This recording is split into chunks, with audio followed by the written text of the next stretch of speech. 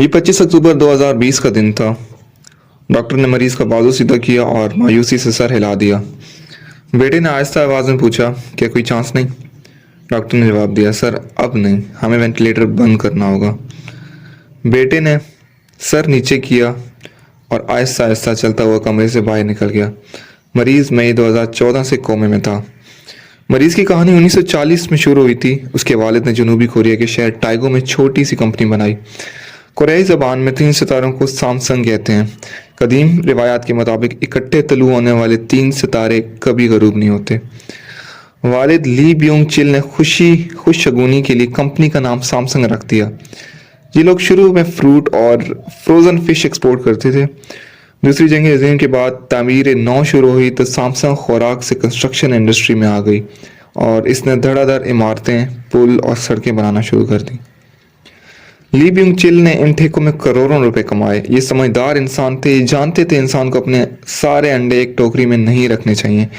चनांचे ये कंस्ट्रक्शन के साथ साथ टेक्सटाइल, फैशन और इलेक्ट्रॉनिक्स के कारोबार में भी आ गए।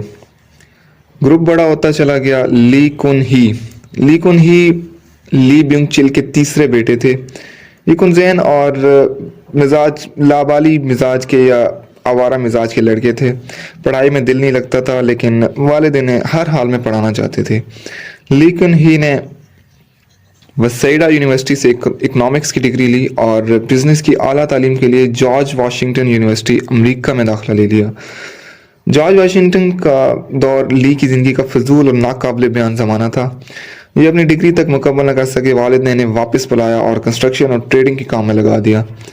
ये गिरते बढ़ते ये काम करते रहे। वालिद इनकी कारकर्दगी से लेकिन फिर भी मुतमईन नहीं थे। इनका ख्याल था कि ये पूरी कंपनी को डुबो देंगे। वालिद 1987 में इंतकाल कर गया और ली की मजबूरन कंपनी संभालना पड़ गई। कंपनी इस वक्त 34 मुख्तलिफ शोबों में काम कर रही थी। ली के लिए अगले 5 साल बहुत मुश्किल थे। ये एक दफ्तर से दूसरे और दूसरे से तीसरे की तरफ दौड़ते रहते थे, यहाँ तक कि 1993 आ गया। ली को अचानक महसूस हुआ, हम बहुत ज़्यादा मसनूआत बना रहे हैं जिसकी वजह से हम क्वालिटी में मार खा रहे हैं, जबकि हमारे हरीफ एक एक काम करते हैं और इनकी मसनूआत की क्वालिटी सैमसंग से बहुत बेहतर है। ली को महसूस हुआ कि हमने अगर अपने हरीफों को क्वालिटी में मार न दी तो हम पिट जाएंगे। चनांचे इसने एक दिन अपने तमाम एग्जीक्यूटिव्स को जमा किया और इनसे कहा, हम आज से अपनी बीवी और बच्चों के अलावा सब कुछ बदल रहे हैं। तुम लोग नुकसान की परवाह न करो। हम अगर फुटपाथ पर भी आ जाएं तो भी कोई मसला नहीं। आप बस सिर्फ और सिर्फ क्वालिटी पर तवज्जो दें। हमारी प्रोडक्ट्स हर सूरत मार्केट में नंबर 1 होनी चाहिए। सैमसंग के लोगों को गारंटी होनी चाहिए। ये मेजर शिफ्टिंग थी। कंपनी की इंतजामिया ने इन्हें समझाने की भरपूर कोशिश की, लेकिन वो डटे रहे। वो हर किस्म का नुकसान बर्दाश्त करने के लिए भी तैयार थे। एग्जीक्यूटिव ने हार मान ली और तादाद की बजाय मयार पर चले गए। शुरू के साल बहुत मुश्किल थे। कंपनी के गोदाम कबाड़खाना बन गए। मार्केट में सैमसंग का अंबार लग गया। लोग उसकी साइन बोर्ड के करीब से भी नहीं गुजरते थे। डिस्ट्रीब्यूटर्स तक भाग गए, मगर ये पीछे ना हटे। 1995 में एक तरफ कंपनी का बेड़ा गर्क हो गया और दूसरी तरफ ली कुन ही पर जनूबी कोरिया के सदर रूह ताए वो कुछ $30 मिलियन रिश्वत देने का इल्ज़ाम लग गया। ये तफ्तीश, इंक्वायरियाँ और अदालती मुकदमात का सामना भी करने लगे। वो दौर मुश्किल था, मगर उस दौर ने इन्हें पिघला कर कुंदन बना दिया। ये निखरते चले गए। सैमसंग इस दौरान टेलीविज़न की इंडस्ट्री में आ गया और ये इसका टीवी देखते ही देखते मार्केट लीडर बन गया। ये चंद माह में पैदावार, मयार और फरोख्त में सोनी को बहुत पीछे छोड़ गया। ये कंपनी 2006 में आला मयार का गारंटी कार्ड बन गई। ये हर घर तक पहुंच गई। ली कुन ही ने 1998 में स्मार्टफोन्स का यूनिट भी लगा लिया। ये यूनिट गैलेक्सी कहलाता था। गैलेक्सी मार्केट में आया और इसने कश्ते के पुश्ते लगा दिए। ये भी देखते ही देखते आलमी ब्रांड बन गया, जिसके बाद सैमसंग $350 बिलियन की कंपनी बन गई। ली कुन ही को फोर्ब्स ने 2014 में दुनिया के 100 बाअसर तरीन लोगों की लिस्ट में भी शामिल कर लिया और ये कोरिया का अमीर तरीन शख्स भी बन गया। ये स्टेट से भी अमीर हो गया। ली कुन ही की कामयाबी का पहला सतून टेक्नोलॉजी थी। सैमसंग का R&D बहुत मजबूत है। इसने अहल तरीन सॉफ्टवेयर और हार्डवेयर इंजीनियर्स भर्ती कर रखे हैं, जिनकी वजह से ये ग्रुप पिछले 10 बरसों से मार्केट को लीड कर रहा है। दूसरा, ये ग्रुप मयार पर कंप्रोमाइज नहीं करता। आप इनकी कोई प्रोडक्ट उठाकर देख लें, पैकिंग से लेकर साइज तक आपको इसका मयार हैरान कर देगा। और तीसरा, ली कुन ही खरीद फरोख्त का एक्सपर्ट था। یہ راستے کی ہر رکاوٹ کو خرید کر یا گرا کر آگے نکل جاتا تھا۔ یہ جنوبی کوریا کے قوانین تک بدل دیتا تھا۔ یہ اپنی مرضی کی حکومتیں بھی لے کر آتا تھا اور یہ اسٹیٹ اصل اسٹیٹ سے بہت بڑی اور مضبوط تھی۔ اب جنوبی کوریا کی تاریخ نکال کر دیکھ لیں، آپ کو ملک کے ہر سیاسی اتار چڑھاؤ کے پیچھے سامسنگ اور لی کن ہی ملے گا۔ یہ درجنوں مرتبہ انکوائریوں، تفتیشوں اور مقدمات کا ہدف بنا۔ اس پر صدر کو رشوت دینے کے الزام بھی لگے اور اسے سیاسی خرید و فروخت کا بیوپاری بھی کہا گیا۔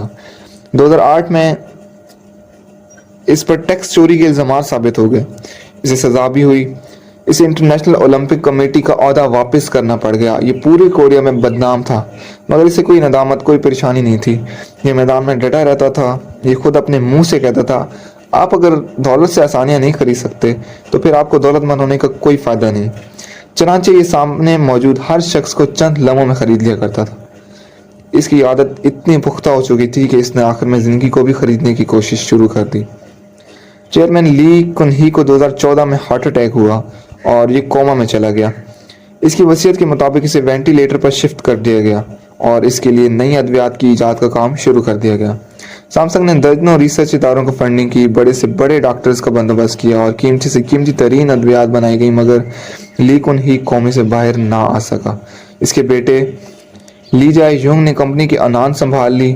یہ اپنے والد کو ایک بار پھر اپنے پاؤں پر کھڑا دیکھنا چاہتا تھا۔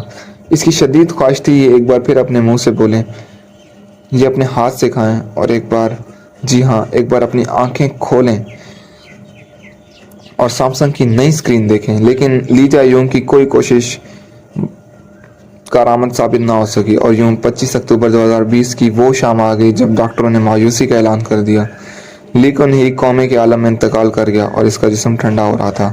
ڈاکٹر نے اس کا بازو سائڈ پر رکھا اور مایوسی میں سر ہلا دیا۔ سیمسنگ کا مالک مر چکا تھا، لیکن مرنے کے باوجود اس کے اکاؤنٹ میں $20 بلین تھے اور یہ $350 بلین کی کمپنی کا مالک تھا۔ مگر $350 بلین کی کمپنی اور $20 بلین کے اکاؤنٹس موت کا مقابلہ نہ کر سکے۔ مسافر 6 سال کی طویل نیند کے بعد اگلے سفر پر روانہ ہو گیا۔ لی کن ہی کی موت نے ایک بار پھر ثابت کر دیا انسان دنیا میں دولت کے ذریعے سب کچھ خرید سکتا ہے، لیکن یہ کتنا ہی بڑا بیوپاری کیوں نہ ہو جائے، یہ ایک بھی اضافی سانس نہیں خرید سکتا اور اس کے پاس قدرت کے سامنے ہارنے کے سوا کوئی چارہ نہیں ہوتا۔ آپ کسی دن تاریخ کے قبرستانوں میں جھانک کر دیکھیں، آپ کو ہر قبر میں کوئی نہ کوئی ایسا شخص لپٹا ملے گا جو خود کو ناگزیر بھی سمجھتا تھا اور ناقابل شکست بھی۔ لیکن پھر کیا ہوا؟